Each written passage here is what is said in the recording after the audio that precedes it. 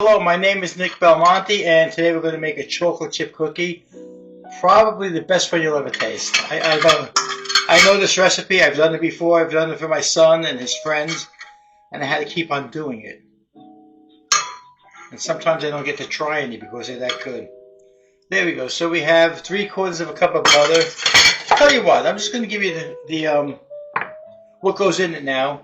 Stay tuned at the very end, okay? And I'll give you the recipe all written out right on the video.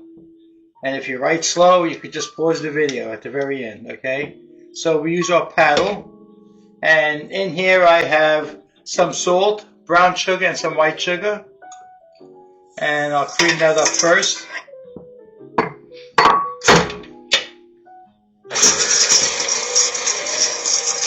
Oh. Put it on slow, don't put righteous in. And then we're going to add the flour.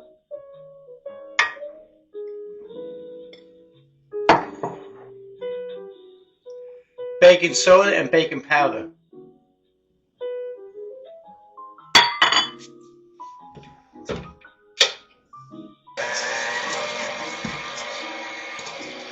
The magic trick is to put your mixer on slow.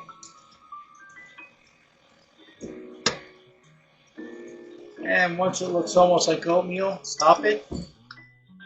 And we're going to add our eggs. Crack them one at a time. The way to crack an egg is a couple of taps right where it cracks. Open it. And you see nothing goes on the counter.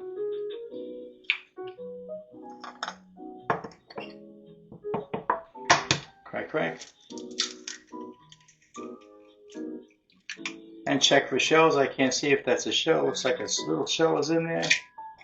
It happens. There we go. Got it.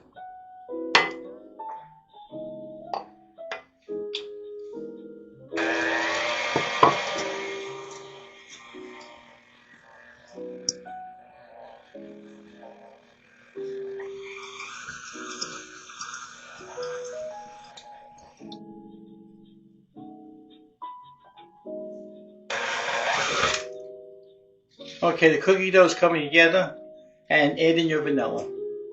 Make sure it's pure vanilla, not vanilla flavor, pure vanilla.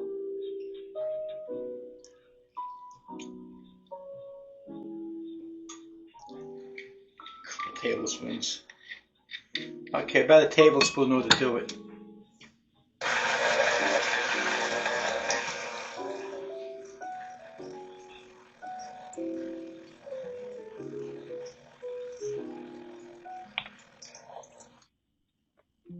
Okay, now for the yummy part, the chocolate chips. I have a lot of chocolate chips here going into this mixture. This I'm going to add some pecans, but I'm going to break up the pecans. I have about a cup and a half of pecans here, so I'm going to break them up because it's easy to scoop out. You put them in a food processor, but I like them chopped up uneven when I put them in cookies. I don't like them uniformed at all or turning to dust. So just put them in any plastic bag, sandwich bag. This bag I got from the supermarket. You could use your rolling pin, a meat mallet, anything.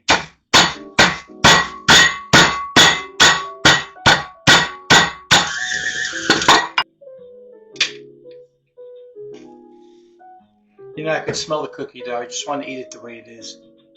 So this is a cookie sheet, but you can use a parchment paper if you want. I'm not going to. Oh wait, look at that. Wow. That's the way your cookie dough should look.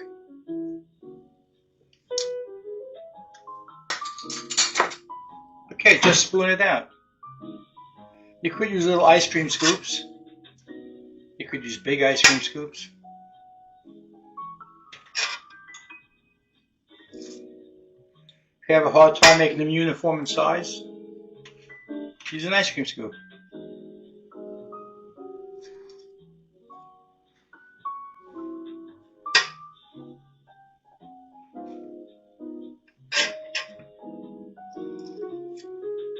Oh, so you should have them spaced out like this before you put them in the oven.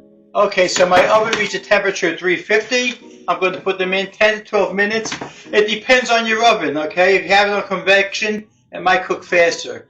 If not, also depends on where your rack is in the oven, the type of oven you have, how insulated it is, and even the pan, okay? If you're going to put on a heavier pan or a lighter pan, okay, everything makes a difference. So it's something you have to keep an eye on. Once they turn golden, take them out. Okay, so they smell delicious, and I think they're done.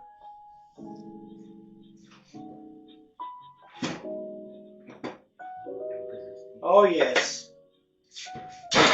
Oh yes, look at these. My oven took close to 20 minutes.